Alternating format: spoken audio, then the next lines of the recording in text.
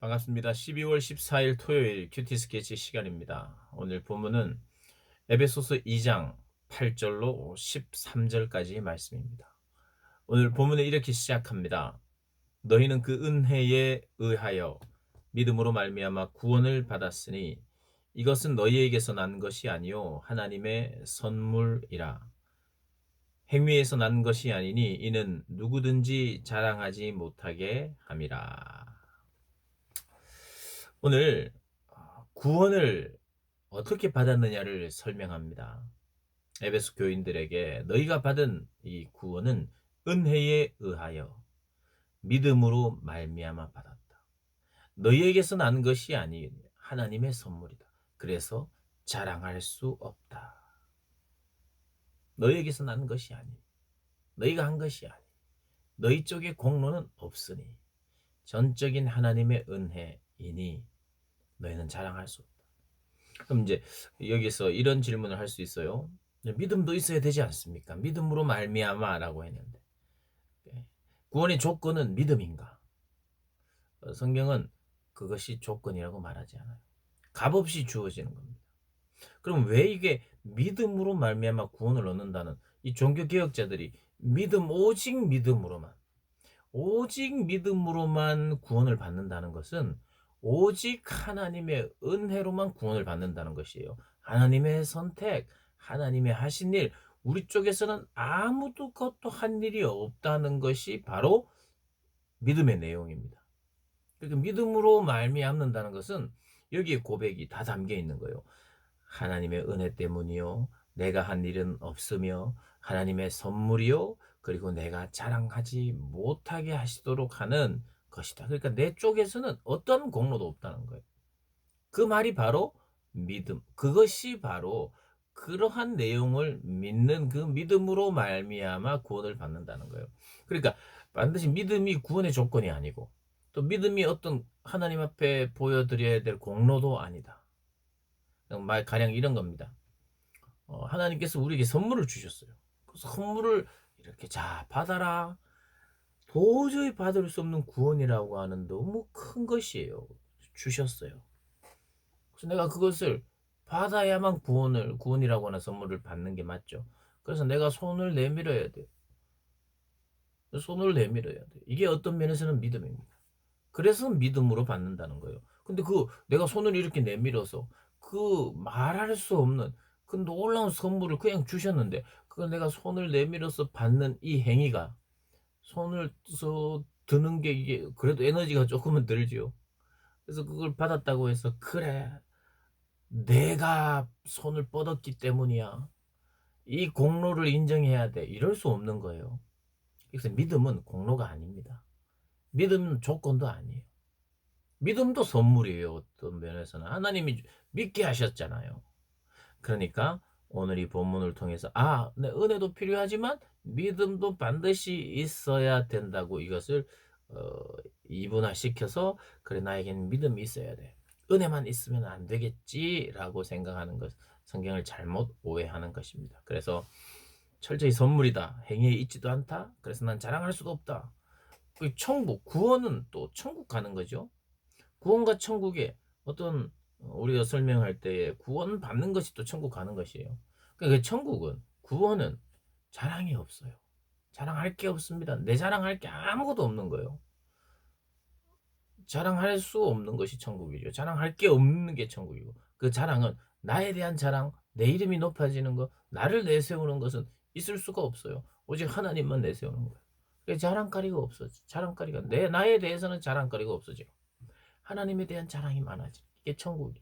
신앙 좋은 사람의 특징이 그런 겁니다. 내 자랑은 없어져요.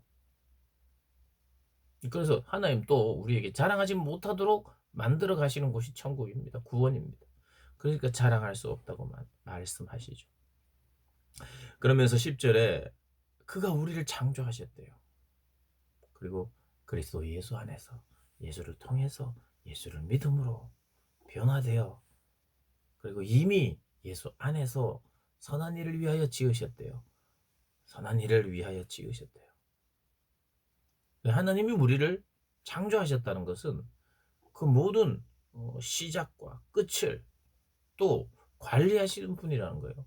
창조하셔서 선한 일을 위하여 지으셨다는 것. 구원을 받지 못하고 죄로 말미암아 사망으로 끝난다는 것은, 이것은 선한 일을 위하여 지으신 그분의 뜻에 반하는 거죠. 죄 때문에 실패하도록 내버려 두는 것이 아니라 반드시 구원해 내시는 거예요.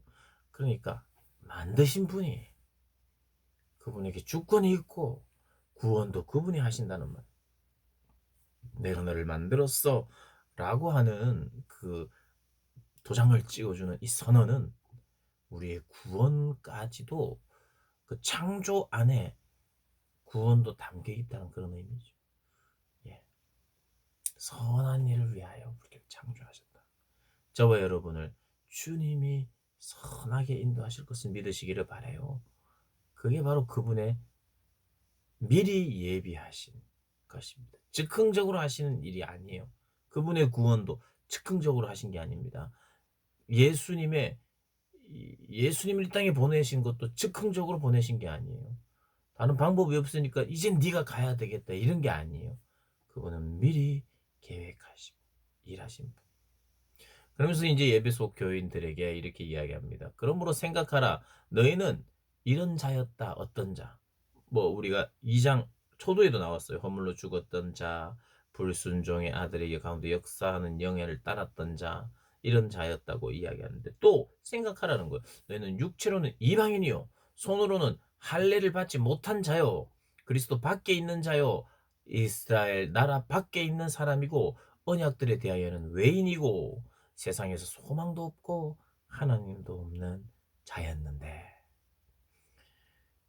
이제는 멀리 있던 너희가 그리스도 예수 안에서 그리스도의 피로 가까워졌느니라.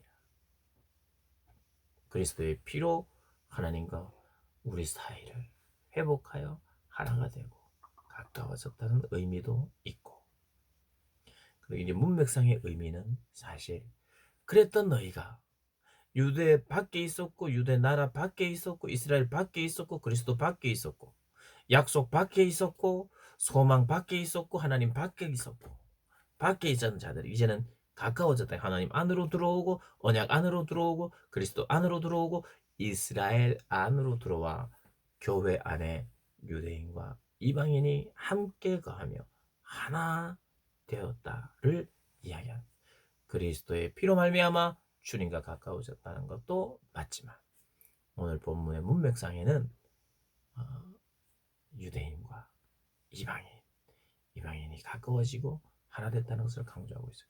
사랑하는 여러분, 우리는요, 하나님을 믿게 되어서 하나님께 구원을 받게 되어서 하나님과 가까워지는 사람은 원수들과도 가까워진다.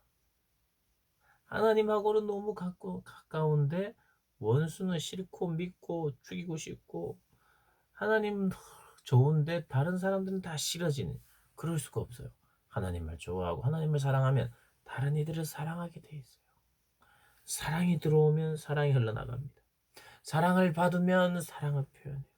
하나님의 그 무한하신 사랑을 받고 원수들까지도 사랑하는, 예전에 이방인과 유대인은 원수나 다름없었습니다. 근데 교회는 그 담을 허무는 공동체라는 거예요. 원수까지도 품어내는 공동체입니다. 주인과 종이 함께 교제하는, 식탁 교제하는 그러한 공동체. 이 교회의 영광을 우리가 묵상하면서 하나님과 가까워지고, 또 나와 관계가 어려운 사람들과 또 관계가 좋아지는 그런 복된 삶을 사시기를 주님의 이름으로 축복합니다.